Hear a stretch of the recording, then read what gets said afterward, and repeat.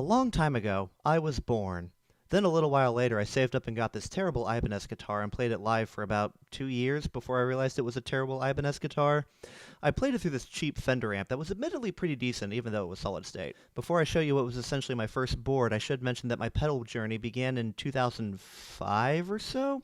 A friend of mine let me borrow his Digitech RP80 for a little while, likely in an attempt to get everyone to laugh at me, likely in an attempt to help me start my tonal journey, and not long after I bought my first real guitar pedal all on my own, a Boss OS2 overdrive distortion. Then everybody laughed at me. This photo was taken April 24th, 2010.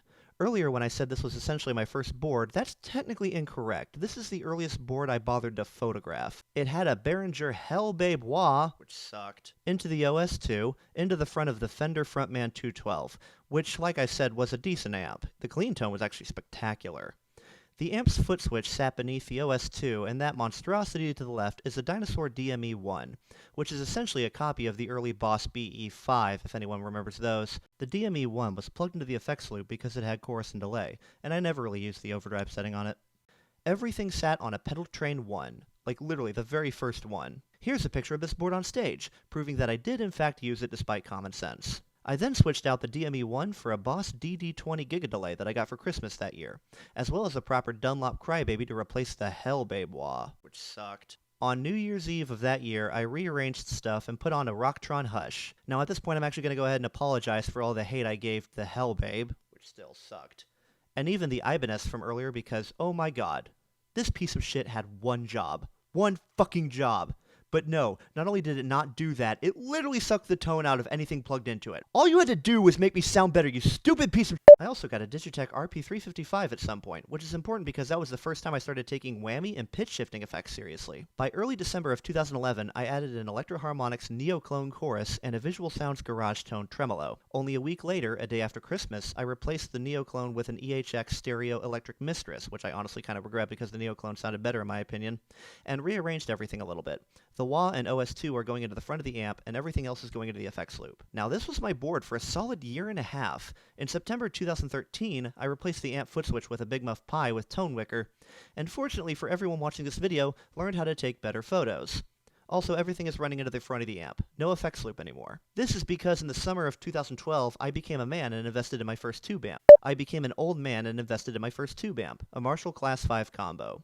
I actually ran the Class 5 in stereo with the Fender Frontman, and this was actually the first official Neptune the Mystic rig since we only started writing songs that year. In mid-2014, I upgraded my amp rig to a PV Supreme with a crate cab, replaced the Garage Tone tremolo with a Boss TR2 tremolo, and then added what was probably the most significant upgrade to my board up to this point, and what is the only pedal I still use today, my Digitech Whammy 5.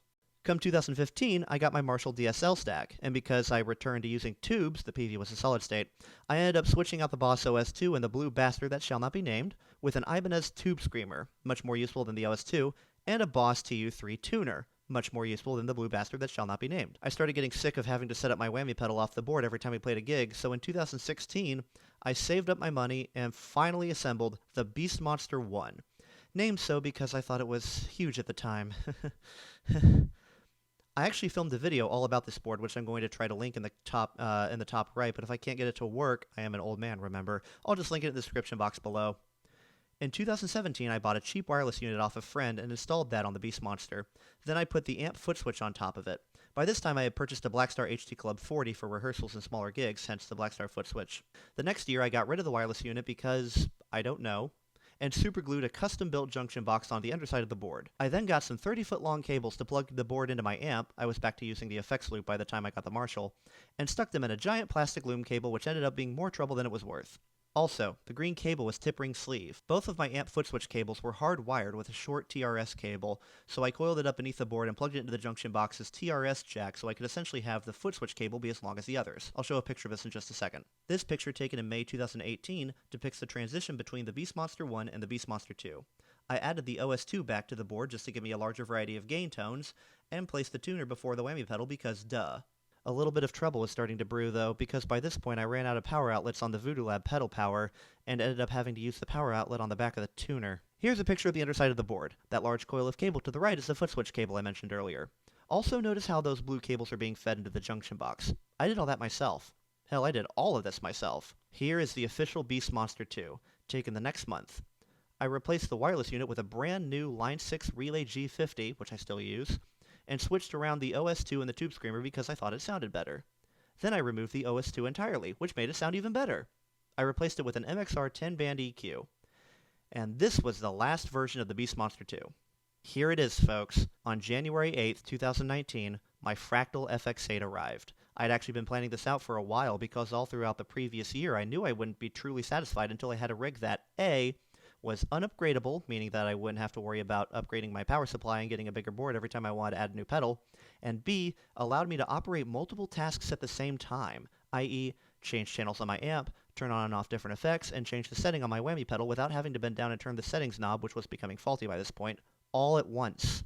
If anything, the second reason seemed more like a pipe dream than the first, because while I might become dissatisfied with a certain pedal or fall in love with a new one, I wouldn't have to worry about getting a bigger power supply or a bigger board if I had one that was big enough to begin with. As mentioned in the Guitar Gear Tour 2020 video, I had considered going rack for a good while and actually started coming up with possible rack designs, but I slowly gravitated towards the FX8 more and more. By February 21st of that year, I had purchased a couple Mission Engineering control pedals and custom cables, including a nice loom from Bestronix Pro Audio to replace my terrible homemade one, and assembled everything into a working version of the Beastmaster 3, then referred to as the Beastmaster 3.0 since I plan to sell the Nova 32 board by this point.